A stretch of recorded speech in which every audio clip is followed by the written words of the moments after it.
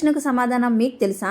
అన్నదాత సుఖీభవ అనే మాట చిన్నప్పటి నుంచి కూడా వింటూనే ఈ మాట ఎవరికి వర్తిస్తుంది? పంట పండిస్తున్న రైతుకా, సరుకులు కొంటున్న ఇంటి యజమానికా, వంట చేస్తున్న ఇంటి ఆవిడకా? ఆ దేవుడు ఎందుకో గానీ 2 డిఫరెంట్ క్యారెక్టర్స్ మాత్రం ముడిపెట్టేస్తాడు.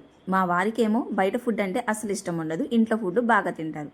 నాకేమో ఇంట్లో ఫుడ్ అంటే అసలు ఇష్టం ఉండదు, బయట ఫుడ్ అంటే చాలా బాగా. ఇలా ఫుడ్ విషయంలోనే కాదు, చాలా విషయాల్లో కూడా నాకు డిఫరెంట్ గానే ఉంటారు. నాకు ఏదైనా ఇష్టం ఉంటే ఆయనకి ఇష్టం ఉండదు, ఆయనకి ఇష్టం ఉన్నది నాకు ఇష్టం ఉండదు.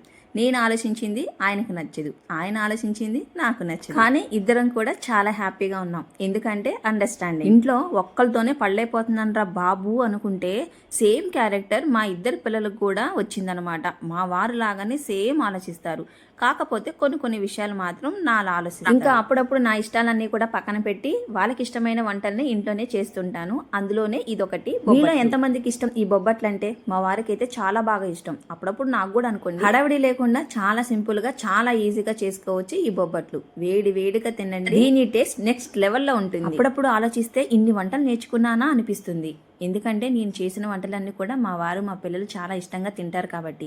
చేసిన వంటని ఇష్టంగా తింటే ఇంకా వంటలు చేయాలని నేనైతే ఈ బొబ్బట్లను ఆస్వాదిస్తూ చాలా ఇష్టంగా అయితే తిన్నాను. ఉంటాను మరి, బాయ్ బాయ్.